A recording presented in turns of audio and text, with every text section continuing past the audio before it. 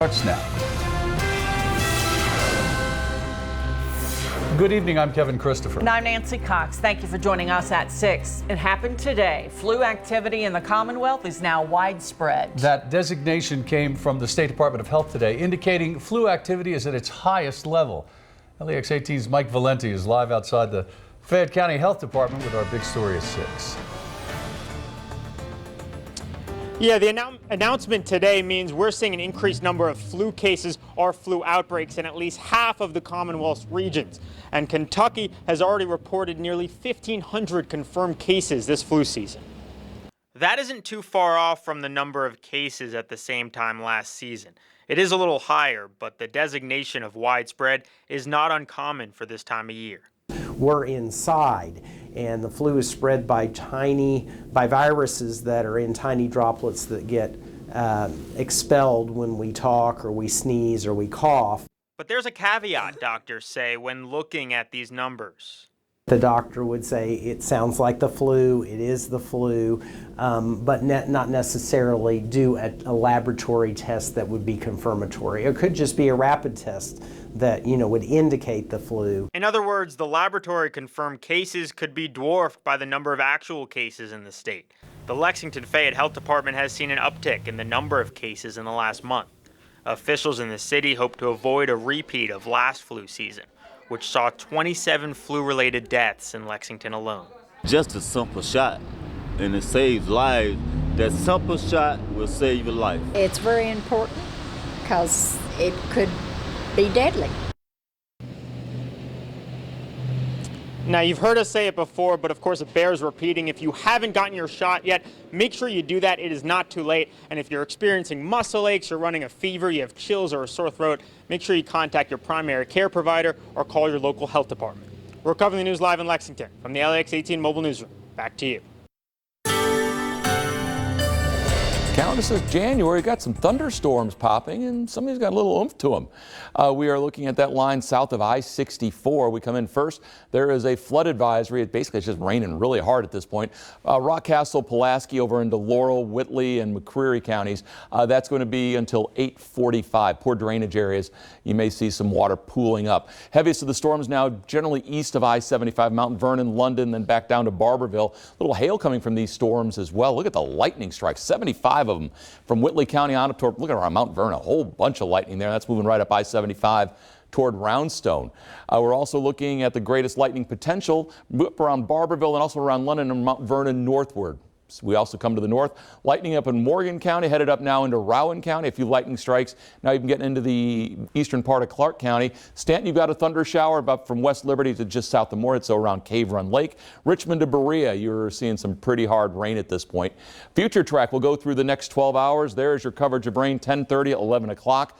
By the hours after midnight, it all begins to slide off to the east, and we will begin to see some improvement. But for the next couple of hours, just pretend it's a little pre-spring. We'll talk more about what some spring-like temperatures look like in a couple of minutes. Thank you, Bill. There's more trouble for a man accused of planning a mass shooting in Washington County. Now he's been accused of causing problems inside the Marion County Jail. Michael Burke was there today to see what's going on now with Matthew Smith. Joe Carpenter was finishing up a haircut this afternoon when learning of Matthew Smith's latest alleged attempt at mayhem. Based on what I've heard about him, no, I'm not really surprised. Smith is accused of attempting to set a fire inside the Marion County Detention Center. He had sparked electrical outlet and onto some bed sheets. Smith has been housed here since the middle of November when police arrested and charged him with attempted murder of an officer and with planning to carry out a mass shooting inside this Washington County manufacturing plant. If they weren't already, members of this small town of Springfield growing very weary of Smith's alleged antics. I really don't think the community wants to see him back out on the street until he serves some time and gets his life straightened out. That's something he'll be attempting to do in isolation now, having been removed from the detention center's general population for the foreseeable future. Until we get through the investigation and reviews and behavior, depends on his behavior, because he could be put back into general population. Isolation's a tough gig for a long period. Based on this latest allegation, it seems as if Smith isn't adjusting to any part of this gig. Covering the news in Marion County, Michael Burke, LEX 18 News. The county attorney's office is looking into this incident and will decide if more charges against Smith are warranted. The Scott County man accused of beating his caregiver to death did not appear in court as scheduled this afternoon. Instead, his attorney was there. Police say Hunter Moore repeatedly beat 53-year-old Denise Hamilton with a baseball bat back in August. Investigators say he told them God told him to beat the demon out of Hamilton.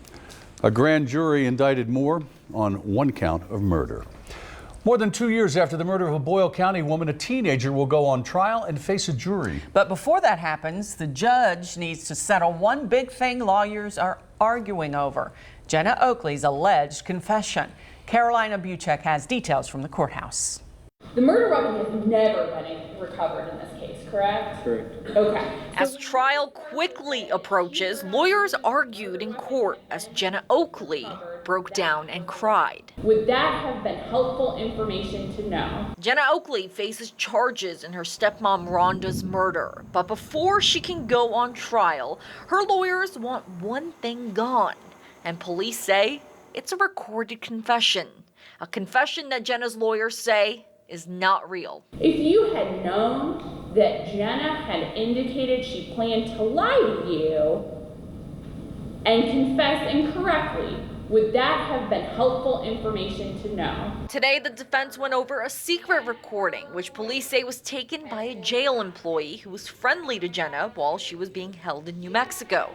Lawyers say although Jenna didn't know she was being recorded, she is heard saying she was going to take the blame for the murder so her boyfriend doesn't get in trouble. Jenna says, because I love my boyfriend and I don't want him to have to. The judge is set to decide on what to do next week. Then, more preparation as this case gets close to trial. Covering the news in Boyle County, Carolina Buchek, LEX 18 News. Yesterday, we told you about an investigation involving a camera that was found inside the restroom of a Garrard County funeral home. Well, tonight, a relative of the people who discovered it is sharing her disgust about the situation, saying it happened in the middle of an emotional family funeral. Lee Searcy has the story. December 28th, family members were saying goodbye to a loved one here at Spurlin Funeral Home when a relative says a father took his young child to the men's restroom during the service. That's when she says both noticed what appeared to be a camera placed on a wall under an air freshener. We spoke to her by phone. She didn't want to be identified.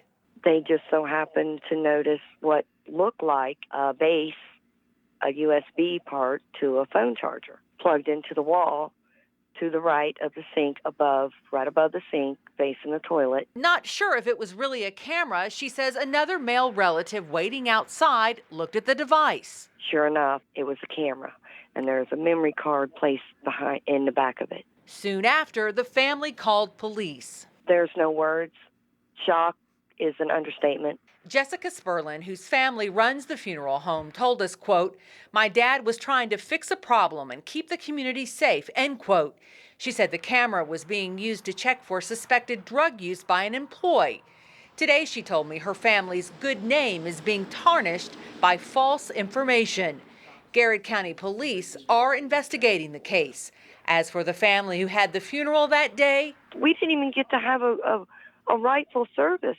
We didn't even get to grieve the proper way. Covering the news in Garrard County, Lee Searcy, LEX 18 News. A man has died after being hit by a car while crossing a Lexington road. It happened late last night at the intersection of Georgetown and Lyle Roads near the Scott County line. The coroner's office says 51-year-old Jeffrey Hahn died shortly after the accident at UK Hospital. Police say it's likely no charges will be filed against the driver. Parts of Lexington's old Heritage Hall came tumbling down today as crews worked to make way for the expansion of the convention center. The demolition phase of the $241 million project has reached the West Main Street side of the complex. The design will include 200,000 square feet of ballroom, meeting, exhibition, and hospitality space. Work is expected to be completed by November of 2021. Rupp Arena and the convention center will remain open during the construction. Damaged siding, overturned trash cans. It's what people in one eastern Kentucky community are dealing with, all caused by an unwanted visitor. A warning about bears in Floyd County is next on LEX 18 News at 6.